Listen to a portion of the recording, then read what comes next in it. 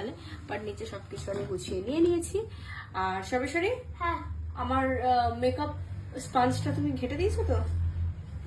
মেকআপের যে বিউটি ব্লেন্ডারটা, ওটা তুমি হারিয়ে ফেলেছো তো? কোন বিউটি ব্লেন্ডার? কোনটা? কোন জিনিস? কোন জিনিস যদি না জানো আর কি বলবো। চুল আমি কিছুই করিনি, আগে মুখ থেকে স্টার্ট করা যাক। তো আমি মোটামুটি রেডি হয়ে তারপর তোমাদের সামনে এসেছি, মানে বেসটা মানে একটু বেসটা অ্যাটলিস্ট করে নিই, তো তারপর তোমার সামনে আসছি। মোটামুটি ভাবে রেডি হয়ে গেছি, ঠিক আছে, বেস কমপ্লিট, আর কিছু বাকি নেই। এবার শুধু মাস্কারাটা পরবো। আমি জানি না কেন গান চলছে, এই গানটা আমাকে মারবে কোনদিন।